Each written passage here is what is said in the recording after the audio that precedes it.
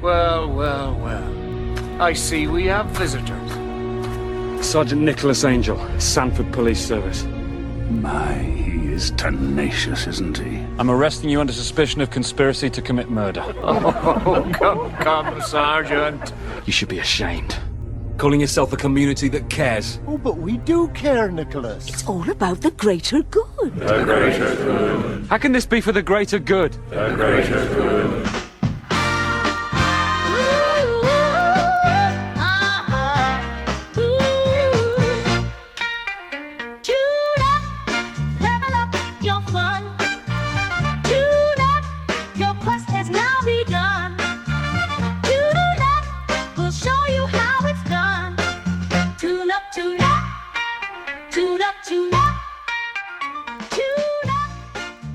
Well, I'm ready to tune up now because that's for the greater good, isn't it, Mark? The greater good. The greater good. Oh boy, friends, if we got a good episode for you this week, we're going to talk about what factions are like within these civilizations that we've got. Mark, help me out. What in the world is a faction? How are we going to understand factions in this podcast? I pulled up something from James Madison from the Federalist when he talks about factions. Always taking that high road, Mark. That's what I like about you. The high road, man. He states, and I'll quote, "By a faction, I understand a number of citizens, whether amounting to a majority or a minority of the whole, who are united and actuated by some common impulse or passion, or of interest, adverse to the rights of other citizens, or to the permanent and aggregate interests of the community." That's how James Madison kind of defines it. And he defines that in Federalist 10. Yes.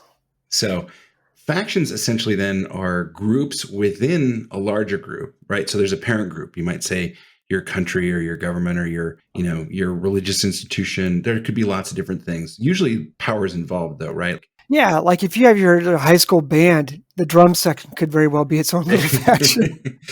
Okay, so we've got groups within this larger group, and these sort of subgroups have their own agendas and goals that maybe aren't shared by everybody, but they want to make sure that those agendas and goals are served and honored in whatever way makes sense. Yeah. I think we're probably used to thinking about factions as negative or as dark drivers of some kind of story, but I think that's really just because factions are so often a source of conflict and drama, and so they give you a nice kind of counterpoint to your players.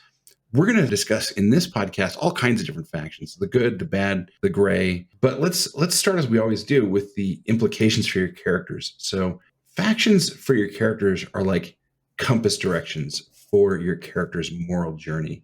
Mark, how is it that factions function that way?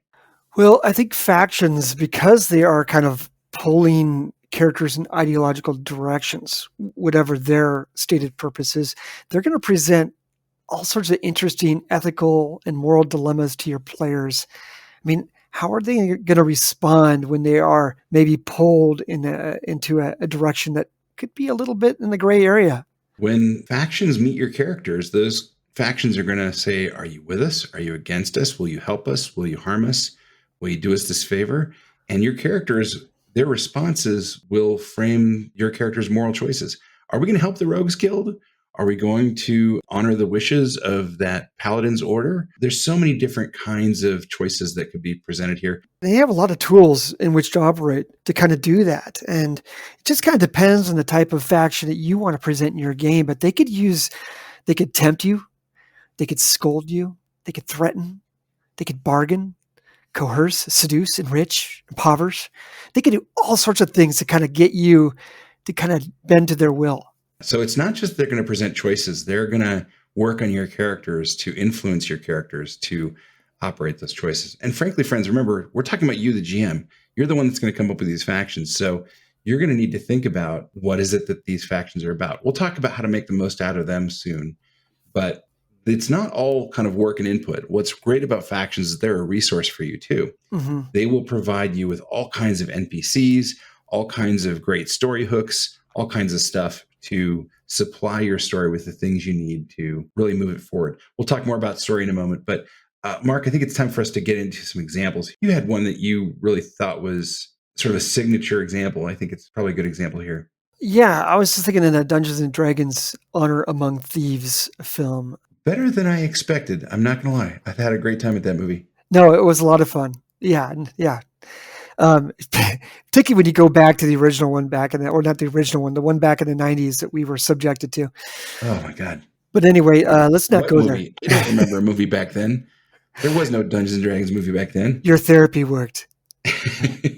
So in that film, the lead character, Edwin Davis or Darvis, I don't even know it. How do you pronounce it?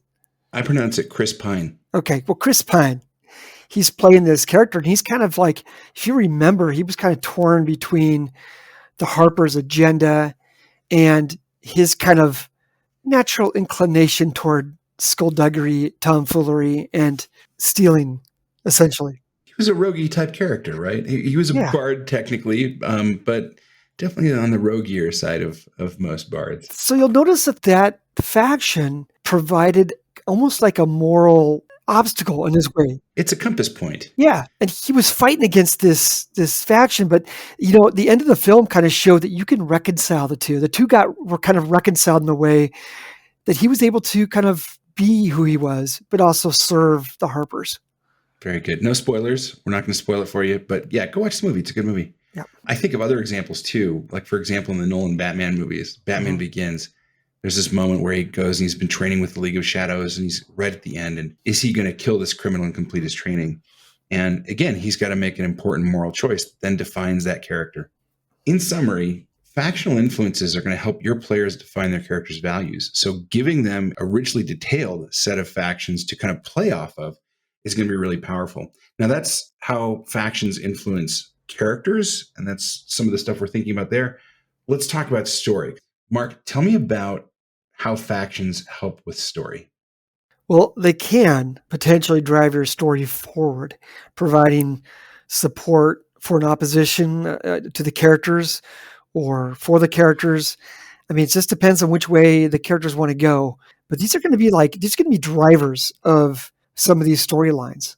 Once they make those choices, the factions are now aligned, and it's going to be now we've got a bunch of new enemies, or now we've got a bunch of new allies. Yeah. Just because the characters showed up doesn't mean the factions were waiting for them. It doesn't mean the factions were going to ignore the characters from here on out and then mind some other part of the game world. Factions are going to be pursuing their agendas, whether the players are there or not, and maybe they're going to be competing with the players. And factions are really going to, like, when you think about them, they're so ideological driven. They're going to really show the players the stakes of the game. So factions are forward looking in that sense, as you say, and they're going to want to drive forward that agenda and create the world that they value. So one of the interesting things too, then, right, is that those factions are going to color and give flavor to the institutions or the groups that they're part of. This is where we were going to talk about some of the good factions, the bad factions, the gray factions. Let's think of an example of each. A good faction, for example, could be, say, a paladin order of especially devoted and righteous paladins within some religious setting, right? It doesn't have to be evil. It could be the guys that are just really dedicated and they're a select group. Mm-hmm. And that's really cool. Maybe players even want to be a part of that. Obviously, you could have within that same setting some dark clerics who are seeking to subvert this institution as well. And thinking about the push and pull of those two groups before fighting becomes a real thing, that could be a really fascinating basis for a story in a game. Then you could also have just your classic sinister factions that are just really fun for developing your villains or maybe some of these big organizations you want to introduce to your game. They're just juicy and they got lots to kind of build around. What's cool about that is as you add these nuances and these layers, it's going to put a real interesting human dimension on this stuff. Take this out of the realm of going for an abstract cause, and you're going to realize that that person over there had a family member lost to monsters of a certain kind, which is why they've got this fanatical devotion now to exterminating those things now. And you could really have an empathic reaction to their cause, but still be against that cause. Like, I get it. I get why you're upset. I sympathize, man, but you can't be doing this. Yeah. So factions can also be things that help you set up a story. We've talked about world building and history, and you could use a faction as a sort of historical thing. You get some of the kind of the Dan Brown stories and some of these other modern stories where somebody will say, like, oh yes, there was an ancient faction of Templars that did this or that thing in secret. And then, do they exist now? I mean, they don't have to. Maybe they do, but the point is that they are creating the seeds of a story that you're then going to reveal later. Mm-hmm. And the legacy they leave behind is something that could really be interesting, helpful. So Ben, how do we make the most of our factions for our game? What are we going to do to make our games better? The first thing is that we've already talked about giving them some kind of a greater good, giving them some kind of the greater good goal. Yeah, they shall we say it together? The greater good.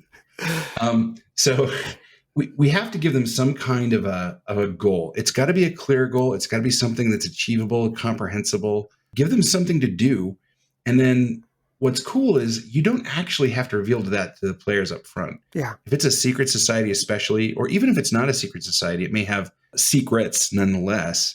And there's fascinating opportunities for you to tell stories where that mystery gets revealed. That is a great point. The mystery is a big part of why we play the game, right? Yeah. These are all story generators for you. Yeah. Mark, tell me a bit about factions that characters might be a part of.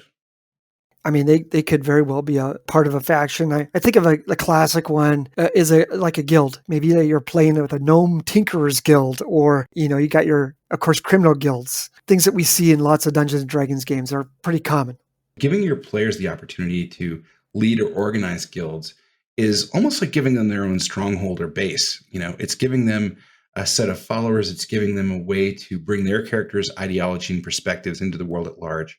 Yeah. And so there can be really neat things going on there. Fun story elements you could do with those too, Ben. I mean, you could have an NPC in that same guild make a play for leadership, or maybe even split the guild. There's all sorts of things and places you can go in a game where the players are control or running their own guild. What's cool too, right, is that you can then give the players moments where they've got to defend their characters' philosophies and their characters' goals and outlooks on things to the other members of those guilds when the infighting comes up. So there's a lot of really great opportunities there. No less thrilling than having to defend your own stronghold. Oh yeah, this is where all that debate class training in high school is going to pay off then. That's right. Okay, so here's the thing too, right? We talked about how factions help define your characters. Well, guess what? It also helps you define your villains too. And there's such a host of really cool stuff that factions can do for your villains. Mark, why don't you rattle off some of our top choices here? I was just going to rattle off some of these quickly, Ben. I'm not going to belabor the point. Factions can amplify the villains, the villainy of your big bad boss. They can just kind of take them up to another notch. You can make a bad guy worse. Yeah, exactly. Factions provide followers or resources, and maybe some of those followers or resources, maybe they're plants. Hail Hydra. Again, these are all little seeds you can throw into your game. The factions might have produced a villain. Maybe he split off from that faction.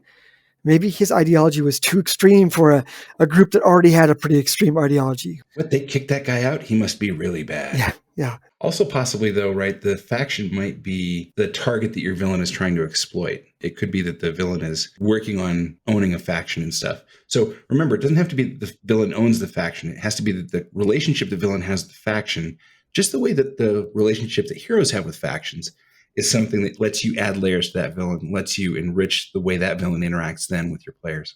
Let's talk about real quick secret societies and things of that nature. Classic. I don't know what you're talking about, Mark. The classic would be like the Illuminati. That's in our modern society. That's what we think about. But how do these work in games?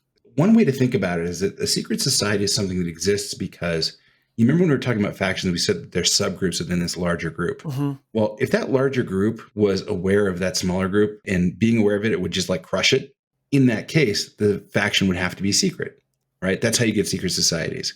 So hidden religious cults, the Illuminati, who is secretly pulling the strings of global society, pick all these different things. I got one for you, Ben. Did you ever play Dragon Age, the last one, Inquisition? How dare you? You've asked me this question. I haven't. Man, you got it. That's a great game, by the way. I gotta catch up. Yeah, there's a atrocious character by the name of Sarah. Fight me on this, anybody. She's a horrible character. But she had a very interesting faction that she was involved with. She was involved with this group called the Friends of Red Jenny. And they were these groups of imagine the dregs of society. These are people who are working the thankless jobs. These are the house servant, This is the unthanked cook somewhere. The underclass types. Exactly. They had this secret group called the Friends of Red Jenny, and basically this group would do mischief, basically, or they embarrass wealthy people who insulted the lower class, and in some cases, to very extremes, they might assassinate somebody. Basically, this group was just set up for revenge from the lower class to the upper class. It's a fascinating concept, and it gives a real kind of twist to that Thieves Guild concept that I think is pretty common. So that's really neat. Again, we've mentioned this before, right, Ben? Where we've talked about taking things from the headlines. We don't want to do that with our secret societies. It rips you out of the game. Yeah, I will say this. Secret societies and factions have a tendency, if you're not careful, to become the Mary Sue. Because they are so ideologically motivated, typically, they become a target for the hobby horses of the normal GM, who may want to work out something that they feel passionate about, or they may find something compelling from their current observations of society. I would say just be careful about that. Listen to your players, you guys. They'll let you know what they like and what they don't like. And they might have their own ideas about some secret societies that they want to see in the game that they're playing. So always use your players as a resource. If they want to create for you, that's just less work on your plate.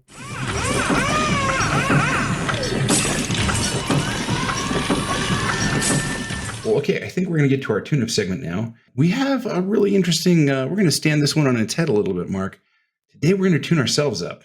And what I mean by that is one of our listeners asked us to go into more detail with an example of how we use geography to build civilizations. So in our recent episodes on mapping and civilizations, we talked about how those contribute to each other. And one of our listeners really was just wanting us to kind of say a bit more about that and kind of spin up an example. So what we're going to do now is we're going to actually take some time. We're going to take a little piece of a map that you and I are familiar with. We'll describe what's on it. We get that this is an audio medium. Just stick with us, friends. Yeah, we're kind of doing this just ad lib a little bit. We've decided we're going to pick a spot on a map. Ben, tell us about the spot that you've chosen on this map. So I'm looking at a spot on this map. This is our revised Curious map, and we've got this island that is situated south of a desert. I want to say it's a kind of a largish island. I don't know if it's quite the size of Australia. It's probably more like the size of Ireland or something, I'm guessing. And it's got some different biomes on it. It has, on the north section of the island, it's got kind of a jungle. The shape of the island looks a little bit like Africa. It's got this kind of peninsula off to the west, and on that peninsula is kind of a desert. In the center of this thing, there's a kind of a large, looks like sort of a butte or a kind of a large flattened topped hill of some kind, a rock formation. Now I'm getting the Australia vibes with that butte up there. Yeah, it's kind of giving me some Ayers Rock vibes there. And then there's a river that flows out of that southward down to the sea, and it ends at the mouth of that river is a small town. There's not a lot of towns in this place. There's also kind of a flat savanna land to the east of that north-south river. Okay, so we kind of get this place. We've never really developed it. So we're kind of looking at this. It's kind of tied in shape-wise with the Whispering Sands to the north that are cut across by some water. So my thought is, Ben, let's just looking at it. It almost looks like it broke off from that land, right? Yeah, I mean, you could tell that story of Pangea, and I may be anticipating the bit where we think about wonders, but maybe this is a good place to even start from is, if you kind of think of the Whispering Sands area above as a place with, long desiccated desert civilizations that kind of maybe remind you a little bit of Egypt. What if there was some great magic, some great revolt, and a lot of those people actually fled south, and then they broke off a piece of the land by some titanic magic? And I'm imagining, Ben, just looking at that maybe that the chasm, the water between the two, there could be entire civilizations that had sunk in there. Oh yeah, so that's great. There could be a lot of really fun underwater adventures to be had there. So we're kind of looking at maybe some history. Maybe these two land masses were once one. So they have just a lineage with they used to be one people, and now they're not. We imagine their history, they may have split off from each other. Do they have the same kind of civilization as those people to the north had? Have they regressed? Have they progressed? Like, what do you imagine that the life is like if you live there? I mean, if I'm just looking at the map, I can't help but think that they're probably in a much more advantageous situation. They actually have some greenland, whereas the Whispering Sands does not. So they have some resources that some of these other places don't have. So I would think they're maybe thriving a bit better, living a better life, as you say. Yeah, excellent. So why don't we kind of surmise that these people have developed in accordance to the needs, that they don't need as much. They don't just spend all that time and resources trying to survive. They can actually spend some of that time developing art, culture. So maybe they're a little bit more advanced. I suspect, too, they might be a little bit more advanced in the way that they organize themselves and their government, because if they came from some kind of a tyrannical regime before, they may have a lot of that remembered history that says, we're not going to be that way. And our relationships to other cultures are going to be similarly cautious. Maybe they're isolationists. I don't want to just kind of like rewrite a version of Wakanda here, but you could imagine them being very careful and not letting people come too far past certain shores, or, and then that could give rise to interesting stories about smugglers and pirates and things like that. Speaking of smugglers and pirates, I'm thinking one of the things they could have, we talk about like, what is their, you think about the culture and what's their technology level and what do they have? Maybe it's not so much that they have like a higher technology or anything like that, but maybe they have some of the old relics and some of the secrets they kind of secreted away when those two societies split. Yeah, what if they took it with them? Yeah, maybe they took it with them and they have some of that history that's been lost to the North. They actually have some of that knowledge. And knowledge can be a powerful thing. Yeah. So looking at this, one of the things I think could be interesting too, picking up on that note that you just had about having taken things with them, I wonder, there's this kind of large swampy jungly area that is to the north that's kind of on the coast that would have broken off from the Whispering Sands. And I sort of think, I wonder if there's a bunch of lost stuff in there that used to be part of that northern civilization. And maybe even the people in that land too don't know all the secrets of that place. Yeah, and certainly some of the ruins of cities that have fallen into the ocean could also house secrets. So, Yeah. You know what, Ben? I think we got kind of a good start. What we're showing, what we hope that we can kind of convey to you, the listener, is how we look at a map and we let our imaginations just kind of play with it. You know what I mean? We're exploring the map and we're just letting our imaginations go from there. And remember, one of the things we said when we were talking about civilizations is when you're doing that first pass, don't over detail it. The amount of detail we have right now would be enough to land a player party on that shore and to give them the beginnings of an adventure that they could go. And you can just start writing it from there as you go, and adding detail as you need to, but keeping this kind of general, less specific storyline in mind. All right. So, Alex, we have done as you requested. We have tuned this up just a little bit more for you. I hope that enlightens a little bit. Well, friends, that's our episode for this week. We hope you enjoyed it. We look forward to the Halloween episode, I think, is coming up. So we just did a Halloween interview, and we're ready for our own Halloween episode. And I'm excited to work on that, Ben. It's going to be a lot of fun. I'm looking forward to it. You are a horror aficionado, I think, and are better at this kind of stuff than I am. So I suspect I will be pressing you for details. Oh, it's going to be a lot of fun. Well, I think that's it for us this week, friends. Until next time, keep those dice rolling.